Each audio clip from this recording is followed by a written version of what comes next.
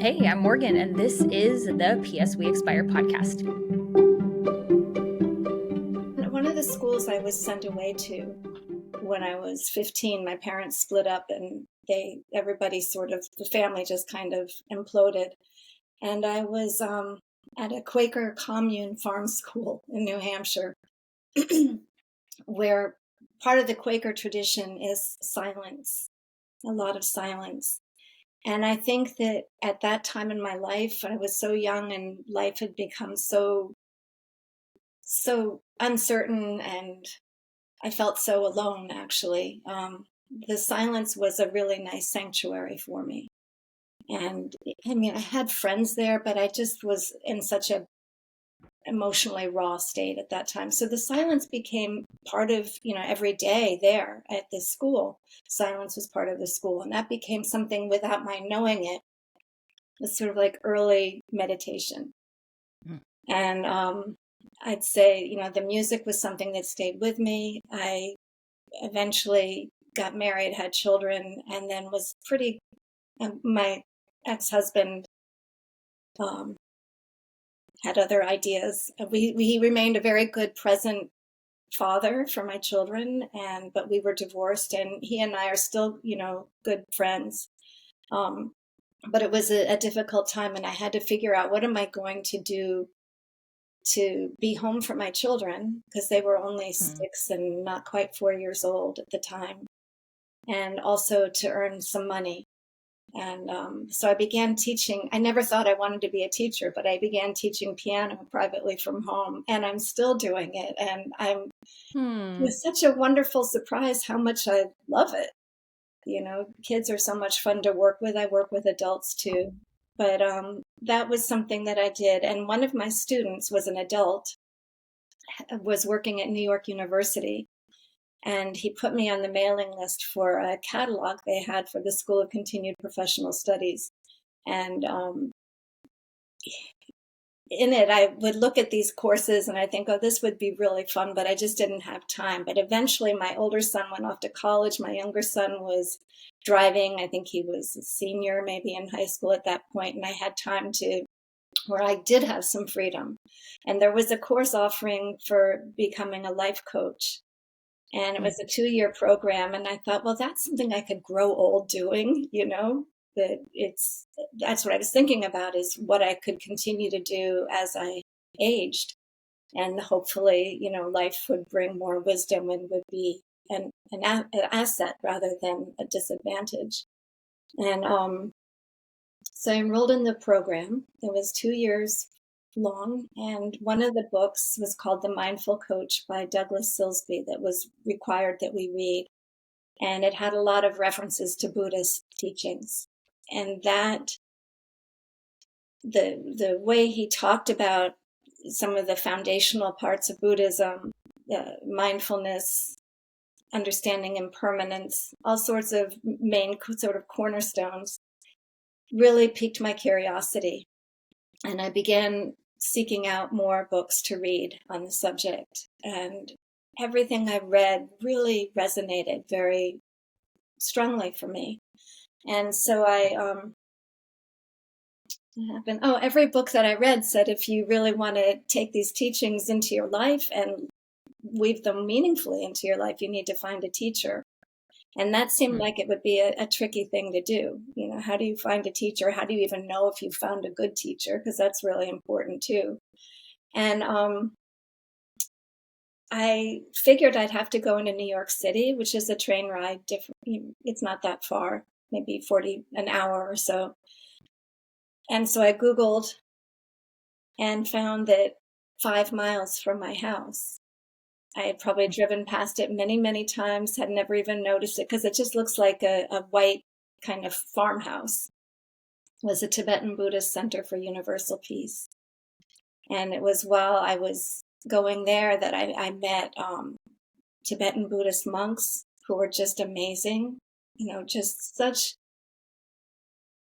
their presence, their sense of joy, their wisdom, everything about them was so you just knew that you had found something really rare and something really worthwhile, and something that the more I spent time there, I knew that it not only had the capacity to add depth and value to my life, but bring more peace to my life. And I have to say, all these years later, my sense of peace has only gotten more so. But I have to say, as a caveat, we don't know how much of that is also that my sons are no longer teenagers and they're adults. Right. So life is a little bit calmer from that end too. But so while I was taking, so I'm sorry, I'm forgetting the point you were asking me to get to, is that while I was attending one of the classes there, I met another student. We got to talking during one of the breaks, and we were talking about how it's so interesting that these teachings are 2,500 plus years old.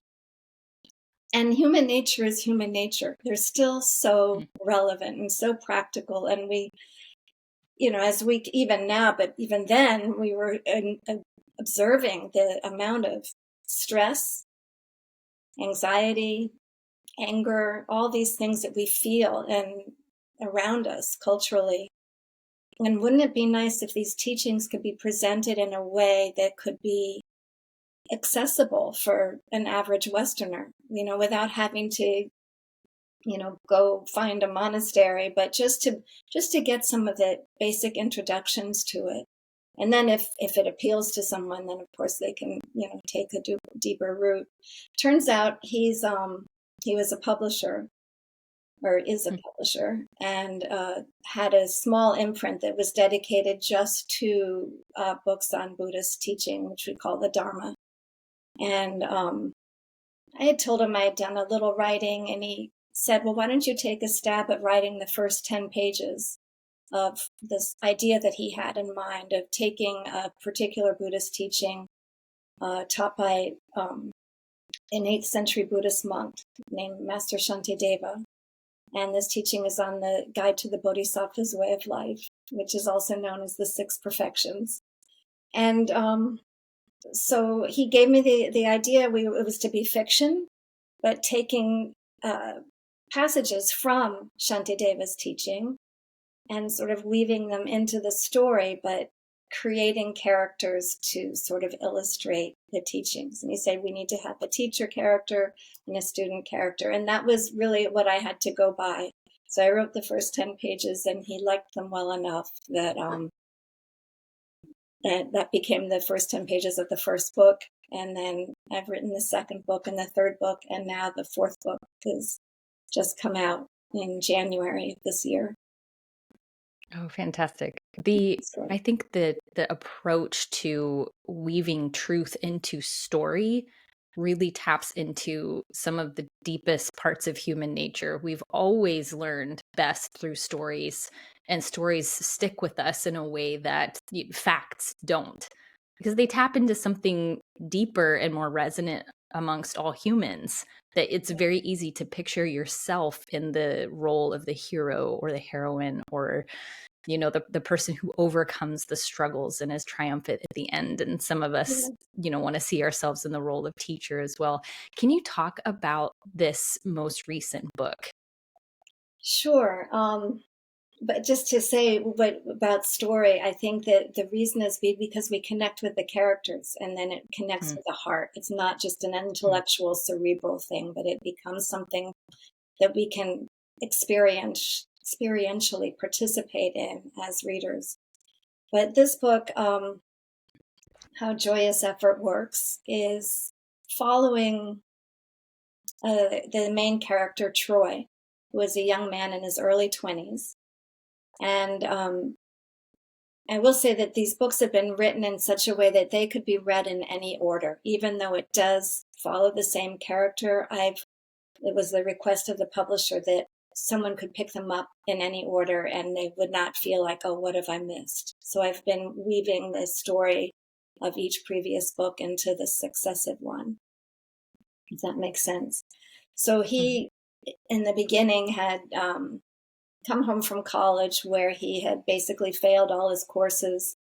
He had he was drinking too much. He got into a lot of fights. His girlfriend broke up with him, and he had to go back home to where his father was living with his new wife, who hated Troy and made his life just miserable. And the sort of the theme of these stories is when the student is ready, the master appears. In this first book is when he meets his first teacher, and she introduces him to some of the beginning parts of understanding karma, um, giving him some guidance on meditation, understanding the significance of impermanence. And that book is called How Generosity Works.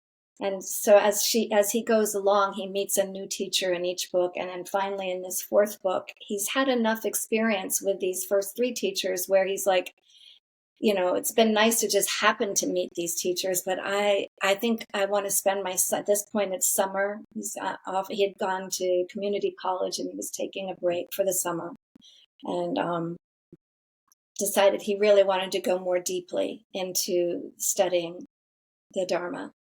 And he knew he wanted to find a teacher. And he went back to one of the teachers he had learned from previously to see if he would take him up on this request. And this guy said, I really don't feel I'm qualified for you, but I know somebody I think who would be perfect for you. And his name is Jules. And Jules are you familiar with what a luthier is? Mm-mm. Okay, a luthier is someone who builds and repairs string instruments.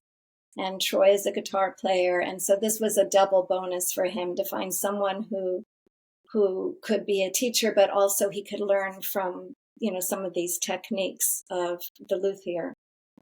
And one of the things that Jules offers him is he uses these luthier techniques as metaphor and meditative support to sort of help him to cultivate more understanding, things like equanimity, understanding interdependence in a really visceral way.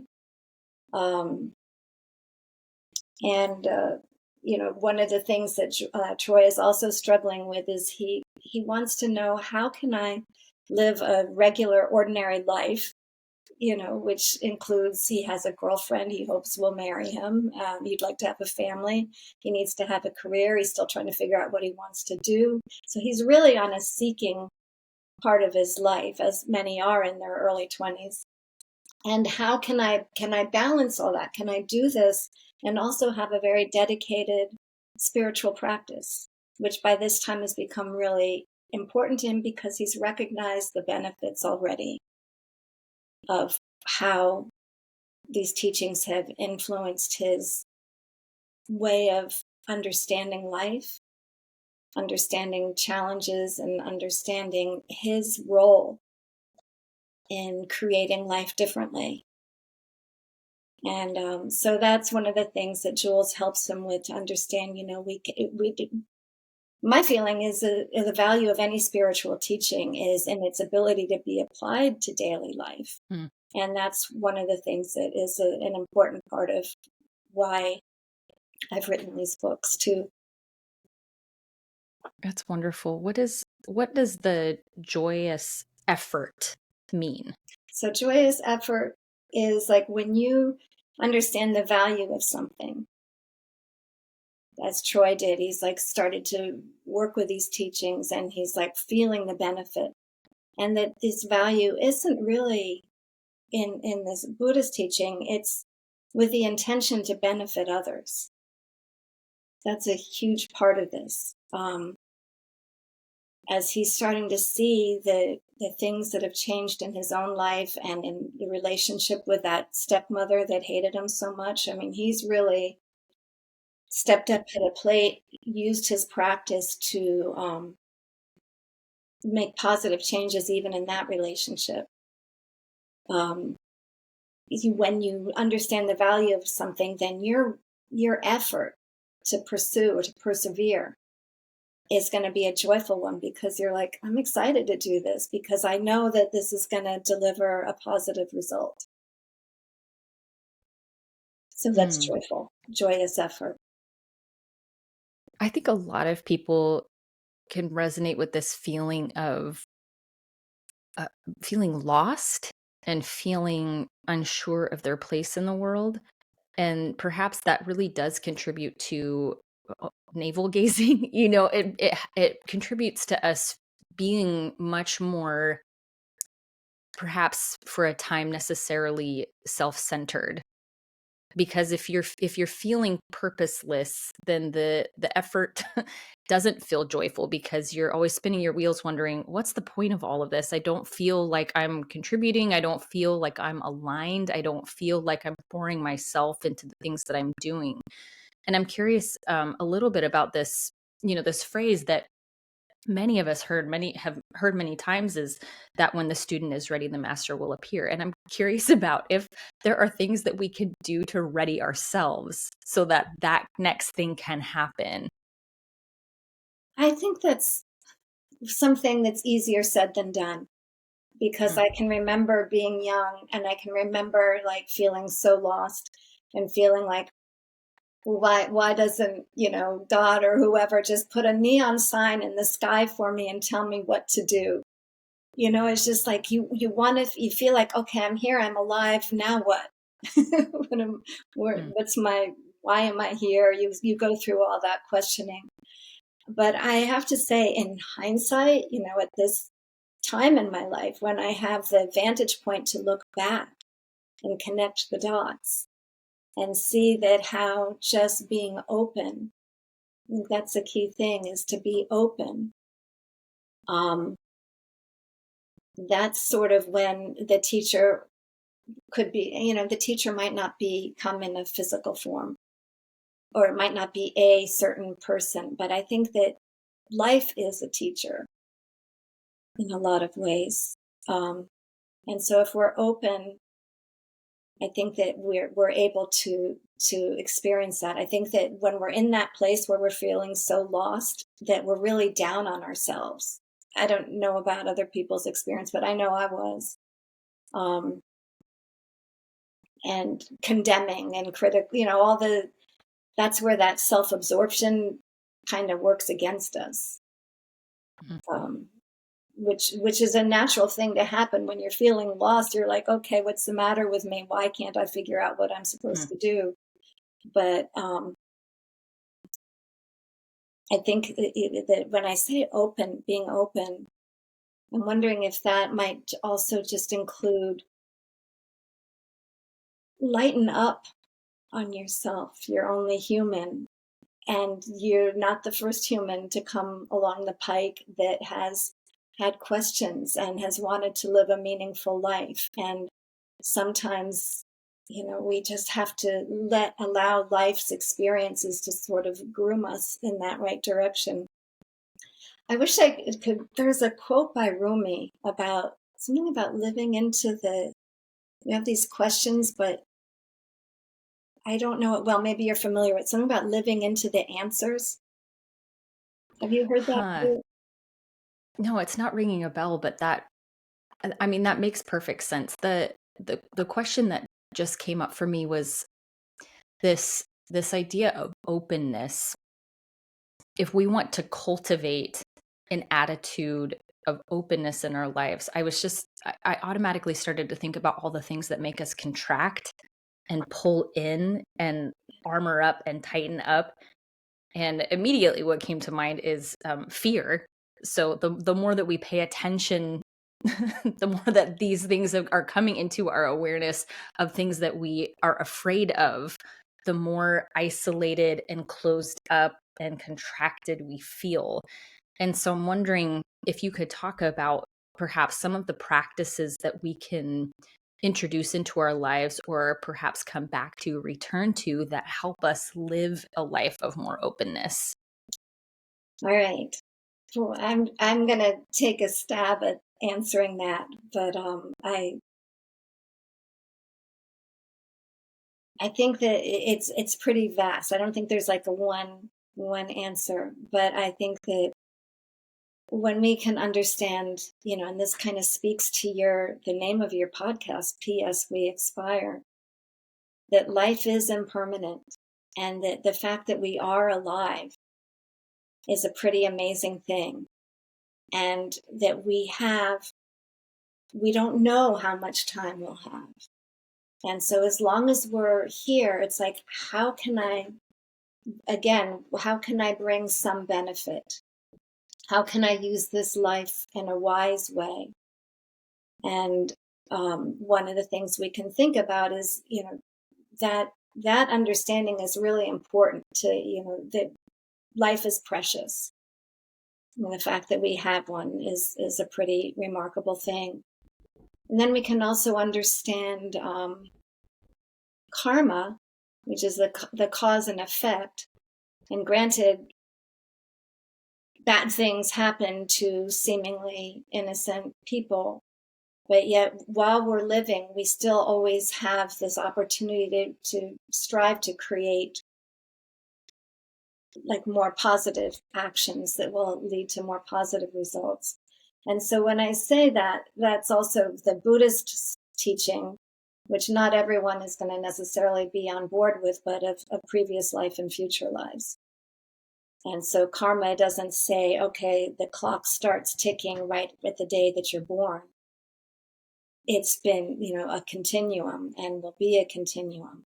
So that I understand in this culture is hard for a lot of people to accept, I'm sure. But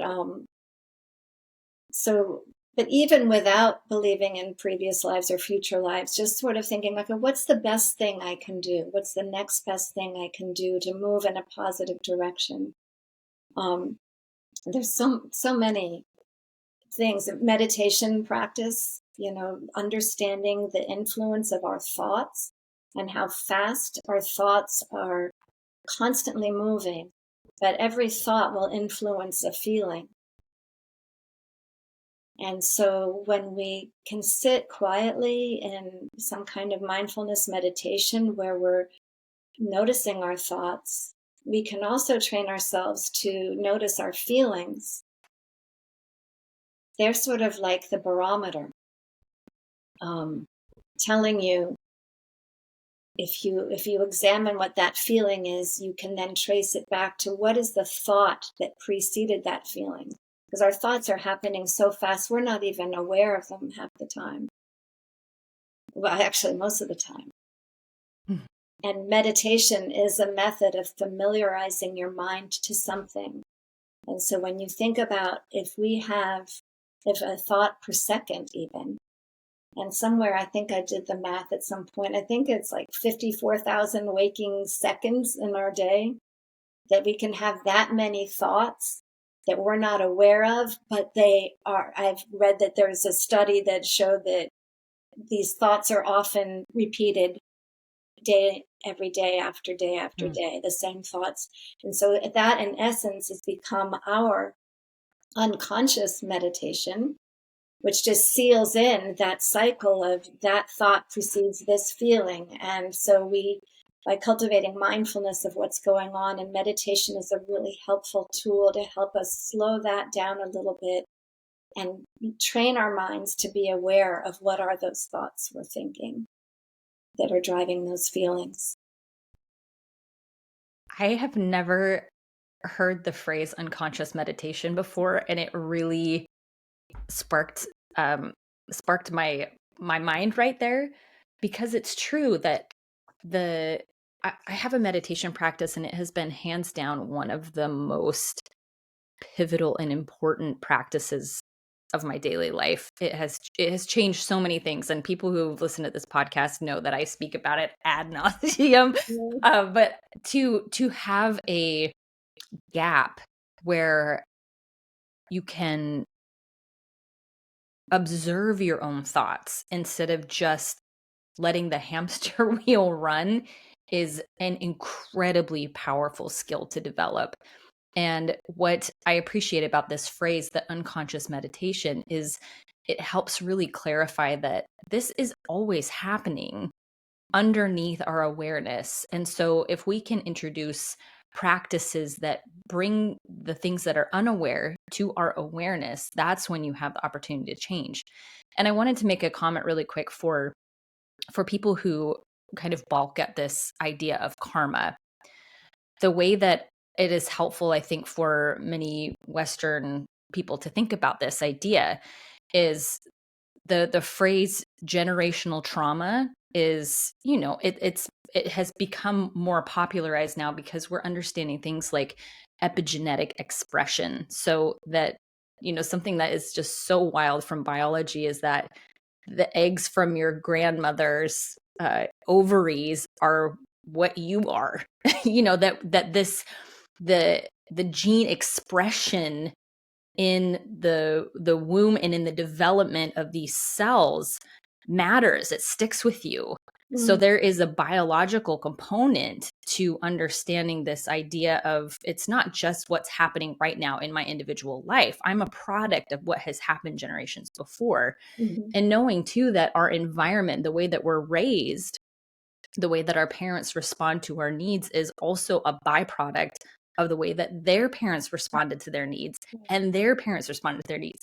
And so we can see that I'm getting goosebumps about this because sometimes we talk about that from such a negative perspective, like, oh, I got all this trauma from my parents. But what I like about it is understanding that there's a through line for all of us, that we're not just this isolated little being right now in 2025. There's this line that ties us back generations, but also ties us to everything. Yes. And that is such a beautiful way for us to think about this idea of karma, this idea of interconnectedness with all things. And it helps us feel what I think is maybe one of the primary negative things that we feel is aloneness. Mhm. And it helps us recognize we're not alone. We're all part of a bigger story. We're all part of a bigger narrative that's going on here. And so when we stress out about what's my place in the world or what's my purpose, having those understandings helps ground us into that we can't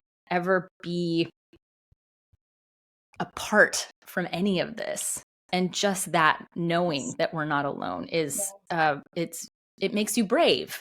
It makes you more brave. Right, because we're not in it alone. That's a beautiful point to make, and it's true.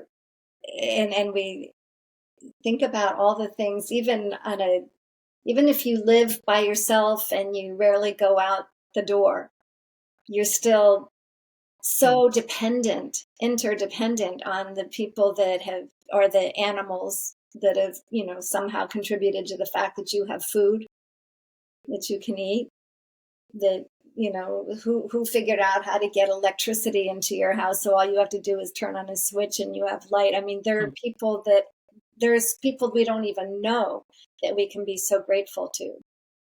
And I think Oh, that that's beautiful. also adds, that experience of gratitude is a really, I don't think it's possible to be sad when you're feeling grateful. I don't know. What do you think? Mm.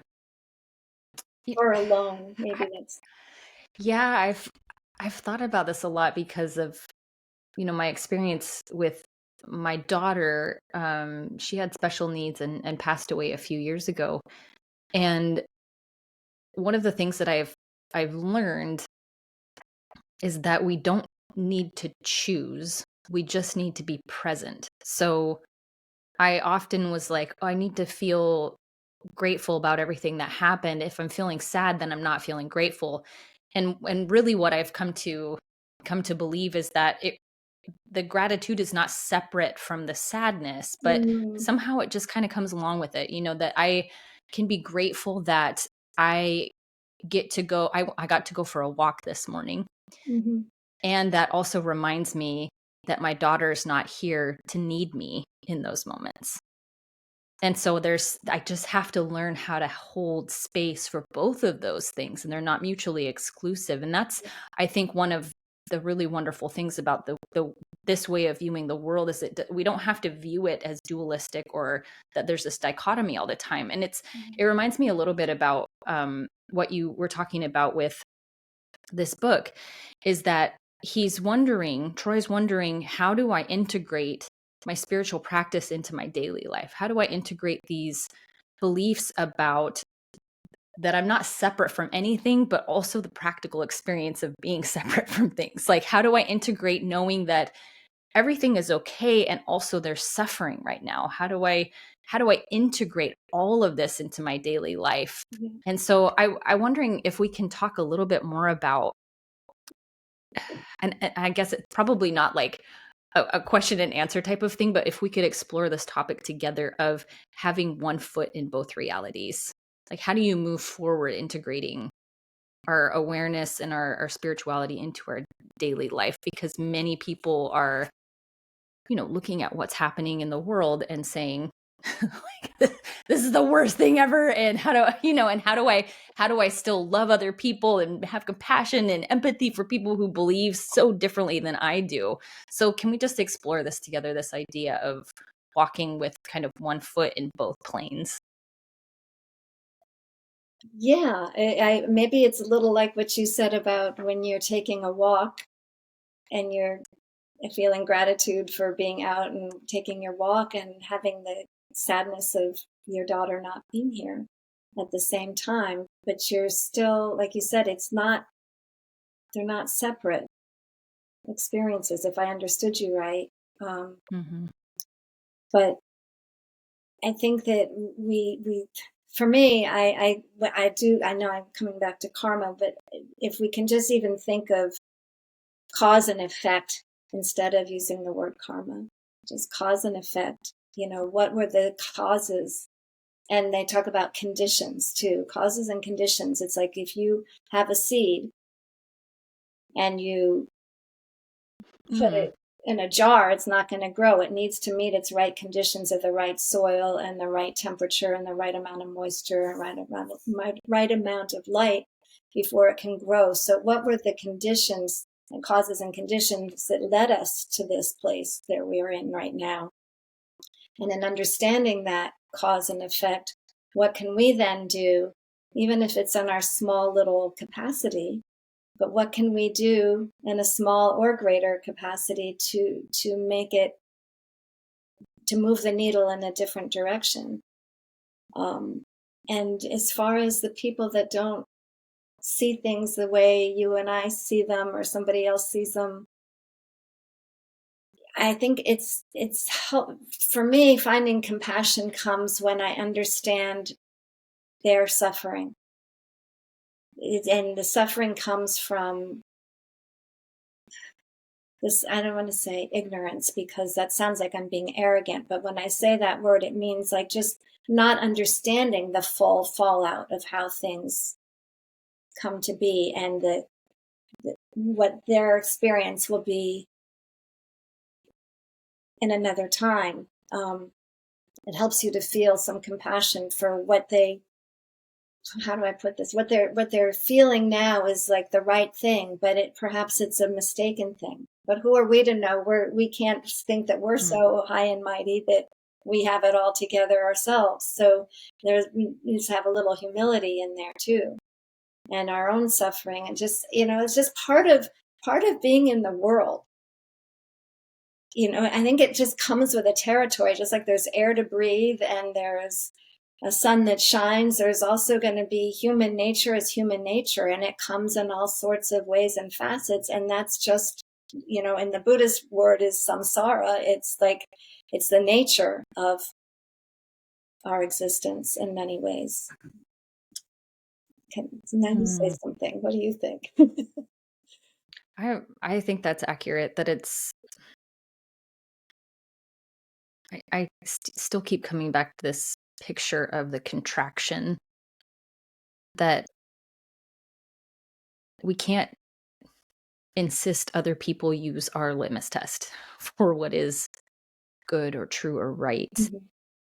And that the best that I can do is find ways of thinking and ways of behaving that generate more compassion and empathy for others and myself.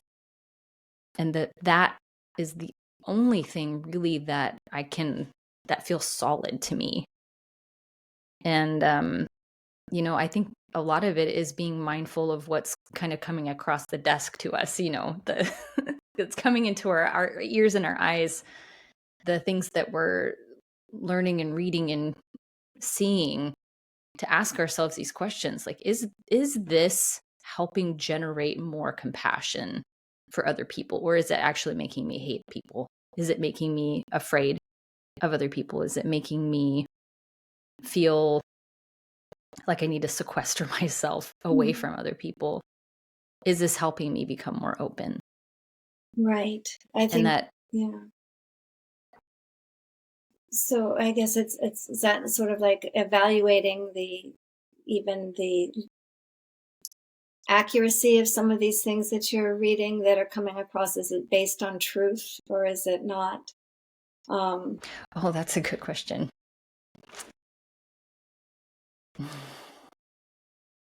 I find myself being very hesitant to label things as true or not.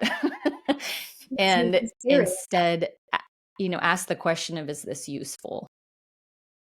Because I grew up in an environment where I was told this is what is capital T true.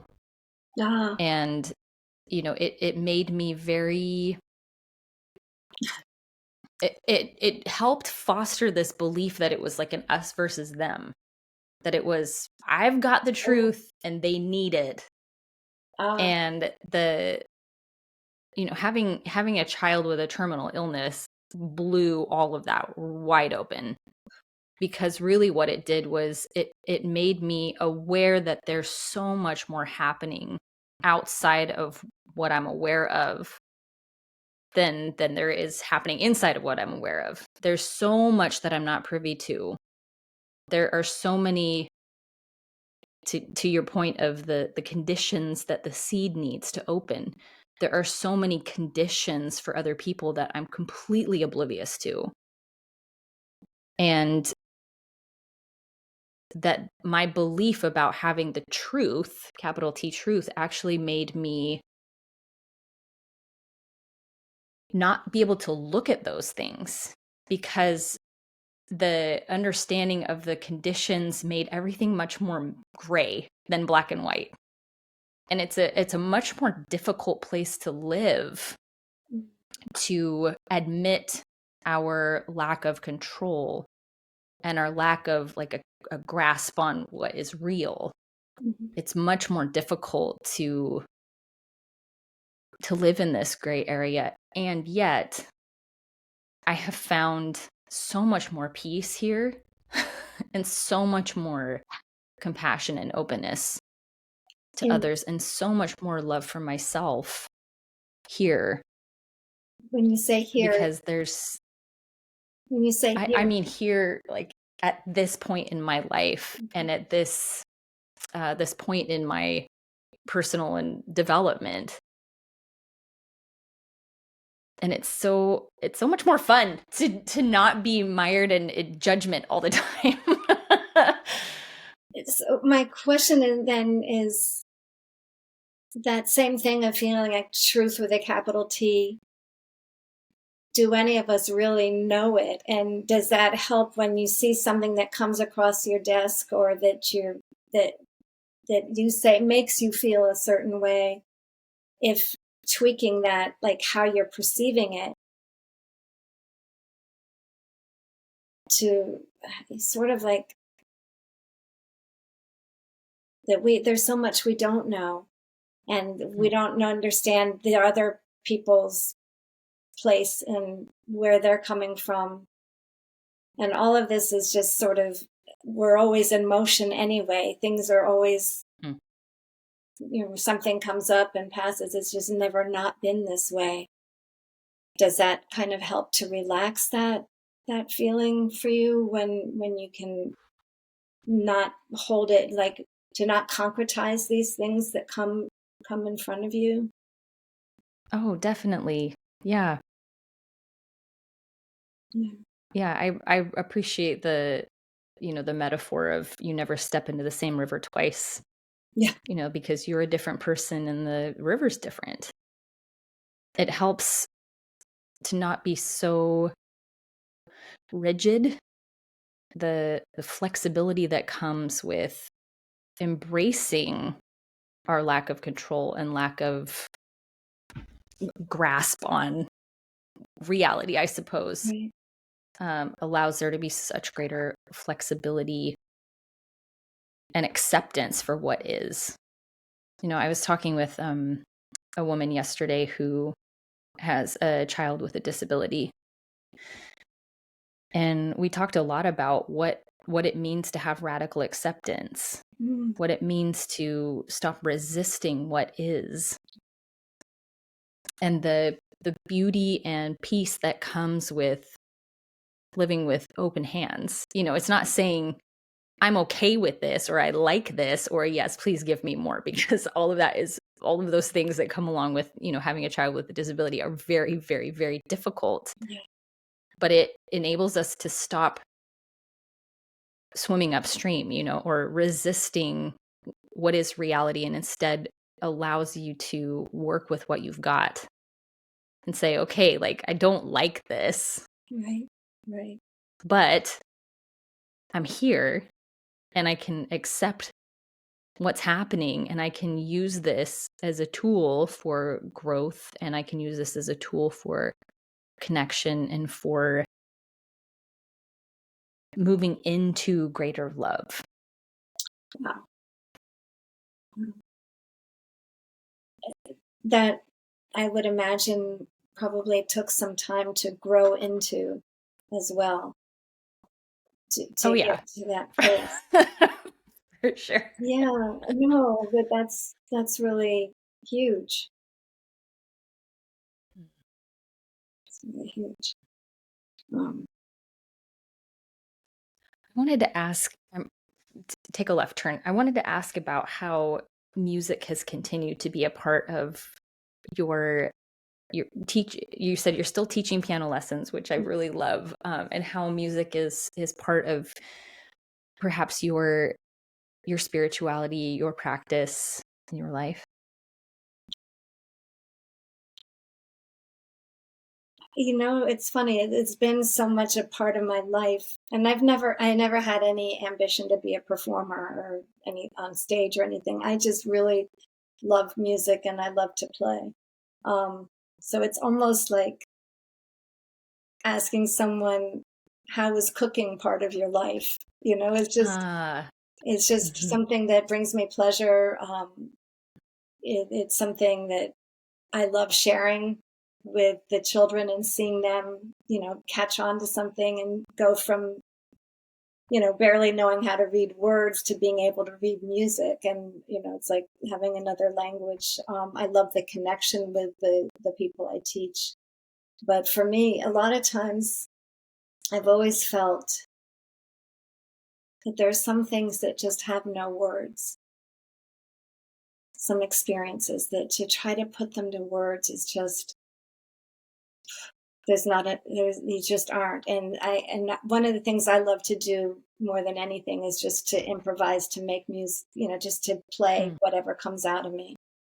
And that for me is an opportunity to bypass that need for words and just play. And it's,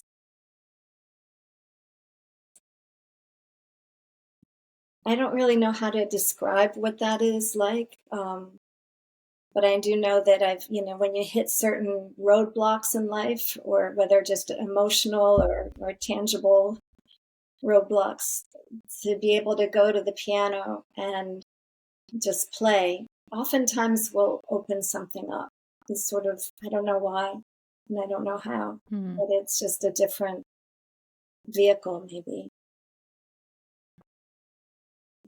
Is one of the things that you coach your clients on is to find things like that for themselves, things that would help them, get into flow or be able to express without necessarily having to use words? Yes, not with that like specific purpose of saying, okay, let's do this. It's sort of, coaching is very much client directed. They come to you with where they're going, and then my role as a coach is asking questions and helping them kind of find, in the process of asking the questions, they actually deliver their own answers.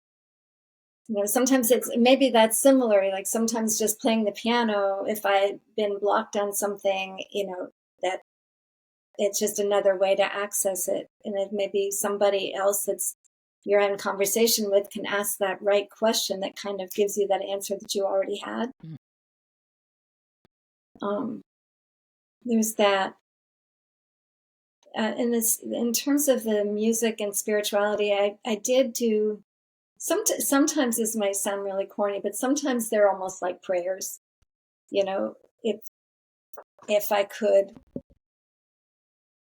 if that could have, you know, if you wish something or you're sad for something or whatever, that it's a prayer, not for myself, but just for anyone.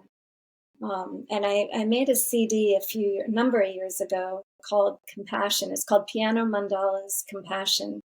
And that while I was recording it, I was just making it up in the moment, but in my mind was just that sort of thing, you know, for healing, for peace, for people to feel a sense of ease who were listening to it. And so in that way, yeah, I kind of connected my spiritual practice through my music. Is some of your music what's playing on your book trailer, your recent book trailer? that is Excellent. I'll link to that in the episode notes, so if people want to listen to some of your stuff, they can. How has the writing process been for you? Because you said that when you were first invited to write this book, that wasn't something that you were doing or maybe were particularly interested in, and so I'm curious how the writing has been for these last 4 books. It's been everything, you know, because you know, I like writing, but I never thought I was going to be writing books, let alone fiction. So it was a surprise how much fun it was to create characters and to sort of create dialogue. And I had certain things that I needed to be able to present. So that was sort of already, you know, if you know you need to be able to teach something about impermanence or karma or interdependence or any number of things, cultivating compassion, understanding something a different way of viewing something, understanding our own, what we call our mental afflictions, and what the antidotes are to those mental afflictions, to then present them through story, through the characters having conversations. And then, so in this case, Troy is meeting with one teacher after another. And then there are circumstances in the story where he then has the opportunity to put these teachings into practice. There are actually 3 stages of wisdom, according in the Buddhist. And one is the listening to teaching or reading. Then it's reflection, where you take the time to think about it and evaluate what was presented to you. Does it hold water? Does it seem like it's accurate? And then the 3rd stage is meditation, which, as we talked about earlier, is a method of familiarizing your mind to something. And through that meditation on whatever that teaching is, it's almost like a rehearsal. So that when you're going about your daily life and a certain situation comes up, you recognize more readily what's at work, and therefore what is the best way to make it better, to bring a peaceful sort of result. And Troy does this in the story, or stories, but it's pretty impressive. I love learning piano is a perfect metaphor for this, listening to teaching, reflection, and meditation, because it's like when you're first learning something and you're looking at these little black dots on a page with these lines and you think, I can't possibly somehow translate that into where my fingers are going to move on the keys.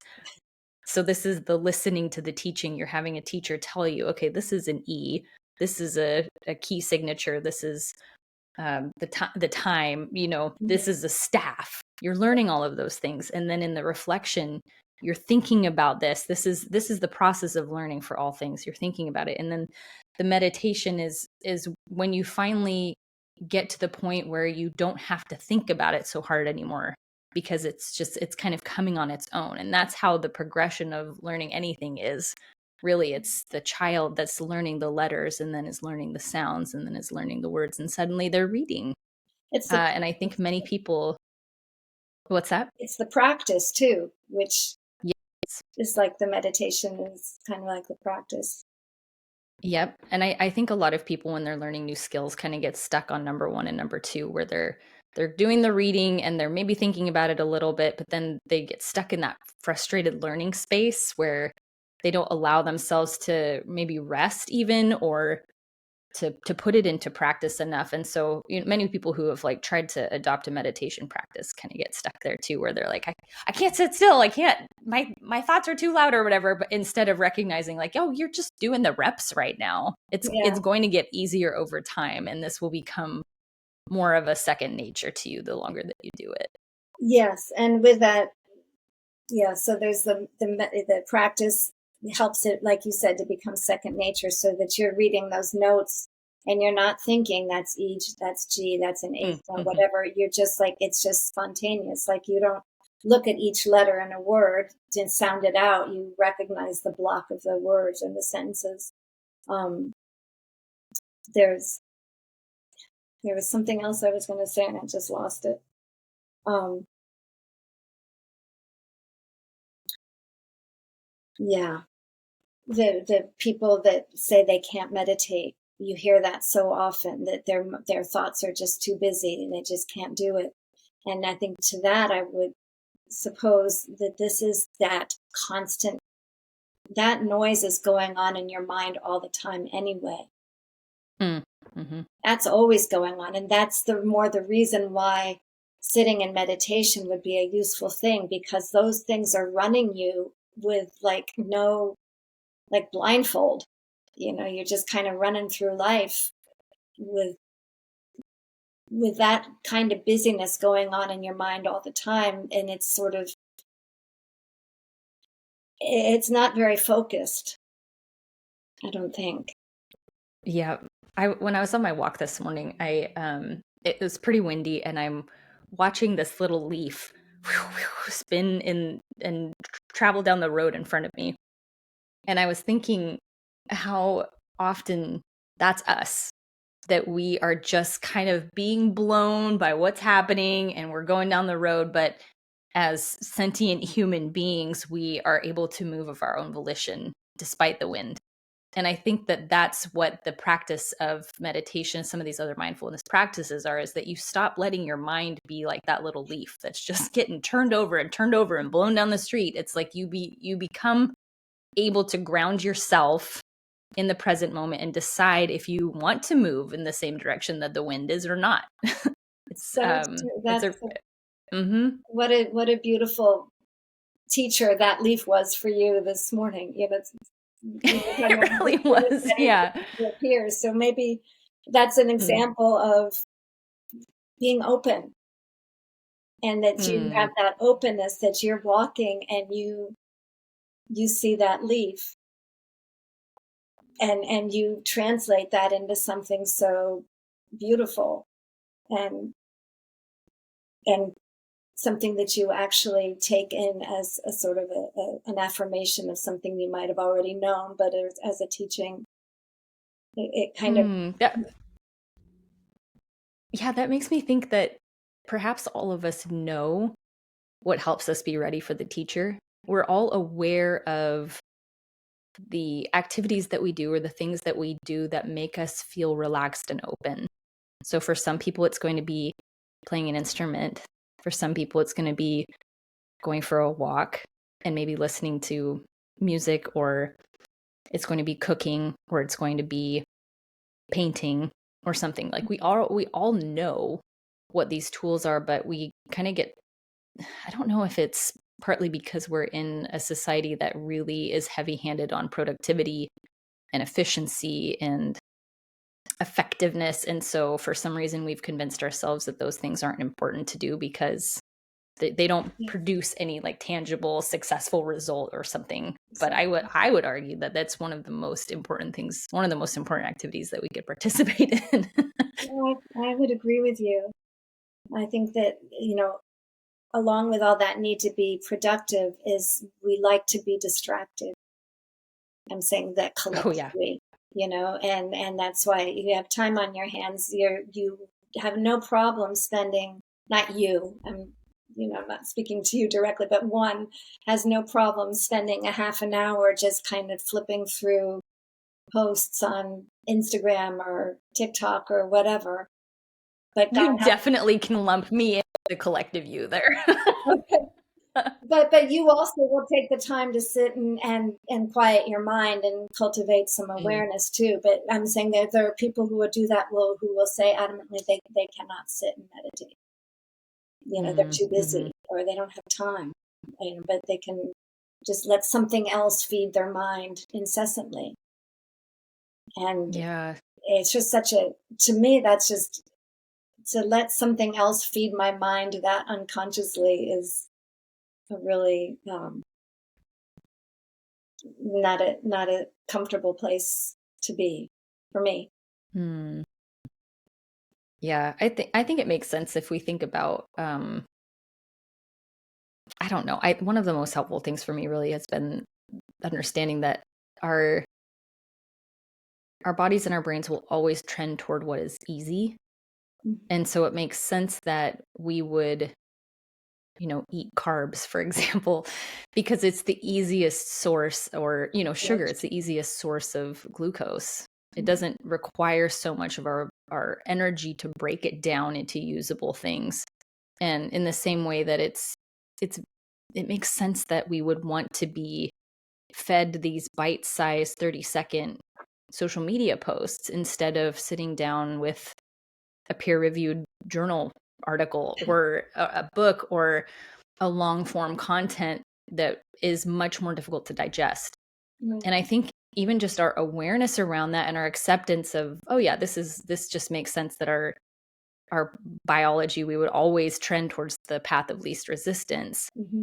helps us not be maybe so angry at ourselves when we fall into this, like, oh man, I just was scrolling on Instagram for 2 hours, like that we can recognize, yeah, it makes perfect sense that I would do that. And I'm going to choose something that is a little bit harder to eat. I'm not going to be the baby bird that eats only the things that the mama bird Mm-hmm. regurgitates, but like I'm going to go out there and I'm going to like forage and find my own stuff and have to chew on it and tear it apart a little bit. I'm going to expend the effort, the joyful effort Mm-hmm. to be more aware of what I'm bringing into my mind and my awareness. I think so, and I think I'm wondering. I don't have an opinion, but I wonder if that path of least resistance, when it comes to something like what you were describing, that quieting your mind and sitting in some kind of meditative sort of practice with what are people resisting there, is Hmm. how hard is it to sit, and what is it that we're resisting? I don't quite know. I get that need to feel like you've always got to be productive, because I've been that way. I tend to be that way myself, but at this point, in a joyous effort, I've experienced the upsides of cultivating a practice, that is something that I wouldn't miss in my day. But when I first began years and years and years ago, I was like, I can't be sitting around. And so I would get in my coffee pot, the ones with the perks, the little percolator that you put on the stove. Those Oh, coffee, uh-huh. yeah, percolating. So I would put it on the stove and sit for probably the 10 minutes it took until the coffee smelled done. Because I felt like, okay, something's being accomplished. I'm not just lazily sitting here in meditation. And that's what it took for me to actually begin a practice. I had to figure out something that I felt I was accomplishing something at the same time. So I do get That's a that. great bridge. That's really helpful advice, I think, for people. Yeah. It is interesting too over time how um your tastes will change for activities. Mm-hmm. So I mean, I can hardly sit through a movie anymore. And not because I don't, it's not because I'm like, this isn't productive. Mm-hmm. It really is, I think, because I feel drawn to the stillness and to the quiet and to a different kind of connection with my people Yeah. in my life. Yeah. And not that I mean, I love going to a movie theater. That's like one of my favorite activities, sit in a dark theater and eat junk food and watch a great movie. um, Yeah. but I think it's this more of an appetite for intention that I think has come as a result of becoming more intentional in my life. So, okay, you have, oh, sorry, did you want to say Yeah, I something was about just that? going to say, I've listened to some of your podcasts, and in your introduction, you say something like having an allergic reaction to conversation that, what is that conversation that you like to go deep? And I mean, it just, that speaks, Yeah. everything you're just describing is so speaks to that statement that Hmm. you recognize this is life. This is a precious gift, and I'm not going to spend it mindlessly vegging out. All, either there are times when you do it, it's a nice balance to go to the movies or to hang out and just chill. But there's also times where you realize, like, this is something is meaningful for you, and Yeah. and that is life, and Mhm. using it nicely. Yeah. Well, I'm glad that resonates. I think that might be one of the things I hear most from people is how much they resonate just with that little line. Yeah. Hmm. Yeah, Um, for sure. so I wanted to ask that this is the fourth book. Are there more coming? I don't think so. I mean, there are six Okay. perfections, and so the I should tell you what the six perfections are, maybe, because I haven't done that. Good. I was just going to ask you that. They're, of course, they're not originally English words, so you might find different translations of them. But the way I've learned them is the first perfection is generosity. So the first book is how generosity works. The second perfection is moral and ethical discipline, which is, instead of saying that in the title, we just made it how the root of kindness works. Because when your actions are rooted in some kind of ethics, of just being kind, basically is what it boils down to.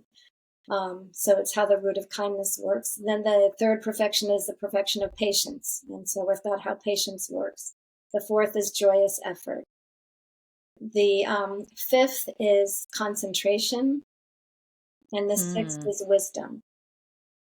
And one thing is, I don't really see those two perfections fitting well into a story kind of dynamic. And that's one reason why I don't plan to write books 5 and 6. And the other is after I had finished writing this fourth book, my publisher went through some difficulties and said he wasn't going to be able to finish his end of it. He wasn't going to be able to publish it. And he reverted the rights to me for all 4 books. It was a very Mm. amicable, very generous sort of way of doing this. But I was like left with okay, try to find another publisher, which when you've written a series and you're looking for an agent and a publisher for the 4th book, even though I had the foreword from the Dalai Lama and I had Mm. gotten endorsements from Jane Goodall and Robert Thurman, which you would think would make it an easier sell, I wasn't able to find another publisher for this book. So the other agreement we had was that I could publish using his imprint, but that I would be funding everything. And one of the teachings in Joyous Effort is once you begin something, complete it. Mm. If you don't think you're going to be able to finish something, it's best not to begin. And so I was hell bent and determined to make sure I completed this book. So it's like, I don't know how to describe it. Yeah, I have a publisher, and they've been very helpful with, getting it into print and using their channels for warehousing and sales and all of that. But I've done it. I've just been the person who's funded it. So I don't think Mm. I'm able to do that for books 5 and 6 either. Can you talk about what concentration is, what that perfection is? It's in large part with everything we've just been talking about, training your mind to be able to focus. And in that perfection, what Shantideva is talking about a lot is really, this is where it seems like one ideally in 8th century would have gone off to live in isolation someplace and just did your practice, because you're so this wouldn't work for someone who's not into a Buddhist path, because this also includes an understanding of previous lives and future lives. So you would be preparing really for hopefully your enlightenment, so that you can get out of this samsaric existence. That would be the Buddhist view.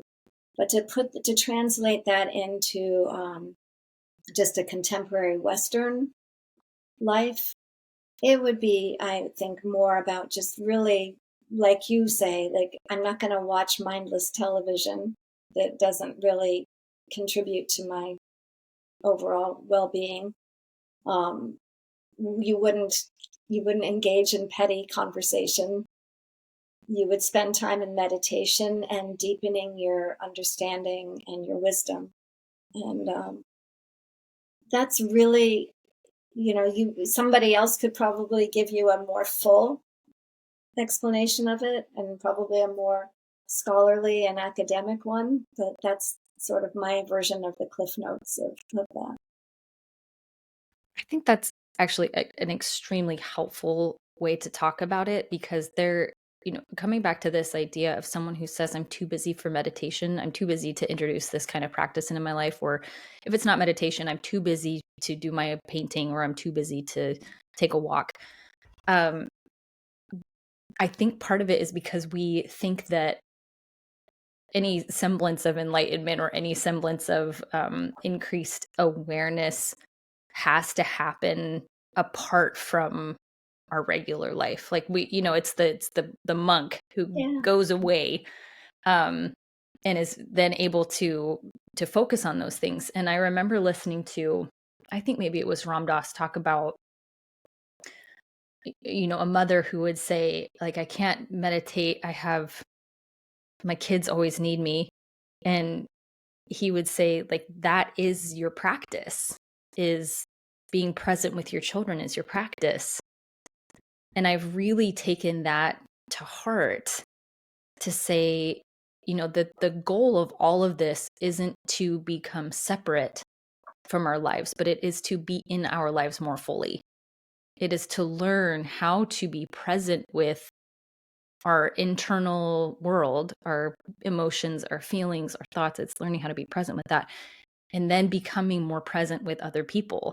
Mm-hmm. And so, like I'll just give people a really practical way to do this. Like I have kids, and when I started my meditation practice, I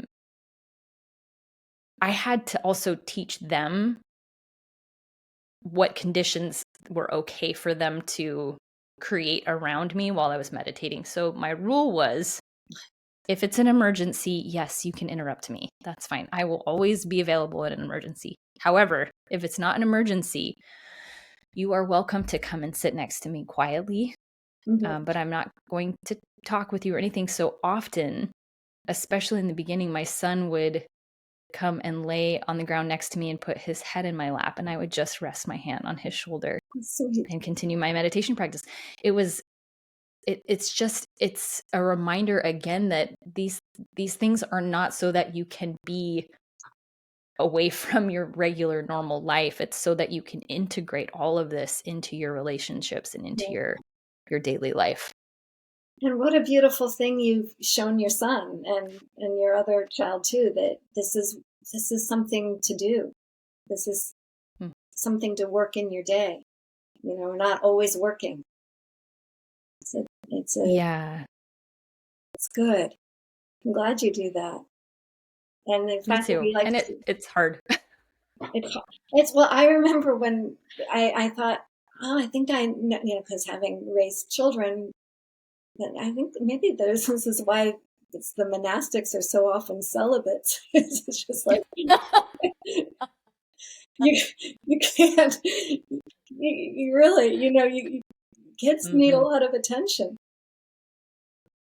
I mean, you Yeah. can't turn your back on them because they run into the road or you know do something crazy. Hmm. And Yeah. even when you think you're watching them, they can do something crazy. But it's Oh um, my word, no doubt about it. yeah. They're always putting something in their mouths. How old are your children? Oh, they're a bit older now. They're almost 14 and 9. Okay, yeah, Hmm. good ages. But yeah, it's I think that having some kind of like the I don't think it's feasible, and I don't know that I would want to go do a retreat for 3 years in a cave. I know that some of the Mm. monks, I don't know if they still go to caves or not, but they'll do a 3-year retreat. It's part of their practice, but they are monks. That's what they've dedicated their lives to. But for an ordinary, you know, layperson, I think we take what we can where we can, when we can, and just do the best. And what is it? The Dalai Lama says, cause no harm. Doesn't I think he Mm. has a quote like, "My religion is kindness," Mm. and he's talked about the need for what he calls secular ethics. He's not out to like the world does not have to become Buddhist. We can have secular ethics, and he calls that educating the heart in the schools where we teach children some of these practices, not with any sort of religious thing to them, but just about how do we live a more compassionate life, how do we treat each other with kindness and understand these things without having to put them in some kind of structure of a religion. That's one of the things I feel really strongly about is like my work and my writing is not about religion. It's about bringing what I feel are one of the most profound teachings on compassion and wisdom into everyday language and through the art of story. And that's really what my intention has been in writing these books. That's beautiful. I think a lot of people are looking for that. The religion is trending downwards. If you look at people's church memberships in the U.S., for example, Yeah. but that doesn't mean that people are not still looking for this, that they're not still looking for compassion and kindness and for ways to structure their ethics. So I think it's very timely to have written these books, and at the same time, it's timeless. Like you said, human nature really hasn't changed in thousands and thousands of years, and so the teachings from centuries ago still apply and are meaningful today. I think we do. We all want peace. And I think, too, there were Mhm. the teacher before there was a religion. And I don't think the teacher was designing a religion. Here, I don't know, there should be some women in there. I'm sure there are. We just don't know of them. But the religion thing kind of was built by something that was a little bit different from the actual teacher sometimes. Mm. That's a good way to phrase that the teacher came before the religion. Yeah. The human. Is there before I end our episode, is there anything else that's coming to mind that you haven't been able, um, I haven't given you space to share yet, or ways that would be the most beneficial for people to interact with your teaching and your books and music and all of that? You haven't missed anything. I think that we've said the names of the books. My website basically has everything on it, and my website is my name, janetettele.com. So it's pretty straightforward. It has information about my coaching, my writing, my music, and just miscellaneous other stuff on there. But What I want to ask really quickly, what do people typically come to you for coaching with or for? Or is it tell me what type of people you have as people, clients. I think it's not the people that are looking so much to figure out their career path. It's more for people who are Mm. trying to find peace in their life and to create a more peaceful life. And that to me that's the hub of the wheel. You know, the career and everything can come spoke as a spoke out of that. But I think when we have peace at our center, how we live, the choices we make, we have something to, they come from that place. I don't know if that makes sense, but we're not going to be misguided if we're coming from that place. Yeah, that's beautiful. But I think you're right that when we can focus on our internal world and bring more peace there, it obviously like radiates out into Mm-hmm. everything else that we do. But I think many people are trying to fix the spokes Yeah, without recognizing that some attention to the hub. the hub, and Oh, that that's a lot of beautiful. times what we'll do is there's a little process to identify what one's core values are. Hmm. Not everybody's are the same priorities, but when we can really, there's some methods of identifying what those core values are, and then when you're making decisions, you kind of measure them up. I use the metaphor like when you're a little kid and you go to an amusement park and you have to stand in front of that little wooden cutout to make sure you're tall enough to go on the ride. Sort of like those choices, that your values are the wooden cutouts, and you make sure that choice measures up. Is this a decision that's going to keep me more in alignment with these values, or does it take me further away from the values? And That's a great metaphor. thank you. But it helps, I think, again with that hub. When you're in alignment with your values, again, joyous effort, you're excited to do what you're doing. Your effort is going to be a joyous effort. And when we're out of alignment, I think that's where the resistance is. That in some inner way, we probably recognize that this isn't, we're going away from our values. I don't know. What do you think? Do you think that adds up? Oh, for sure. Yeah, it's if it's kind. I'm trying to remember. I had someone use the metaphor of the wheel, and they were talking about if things are out of balance, then your wheel is going to be lopsided, and you're going to feel a lot of like it's like a washing machine that's out of balance. You'll feel a lot of bumps in your life, and not to say that if you get clarity on your values and you live according to your values that it's smooth sailing. It's not that, but that the inner peace won't be disrupted in the same way if you're living according to your values. Right. And you're a happier camper, I think. Definitely. Definitely. Well, thank you so much for this conversation and for sharing all of your beautiful wisdom. I have a page full of notes that some things that I am looking forward to digging into more, some questions I have, particularly around Buddhist teaching that I'm going to investigate further. I'm excited about that. So thank you very much for being generous with your time and your wisdom today. Well, thank you so much for having me and for providing the space to do it. I've been really looking forward to this. So thank you so much. Me too. Yeah. So for all of my listeners, I will put links to everything in the episode notes, of course. But per usual, before we go, P.S.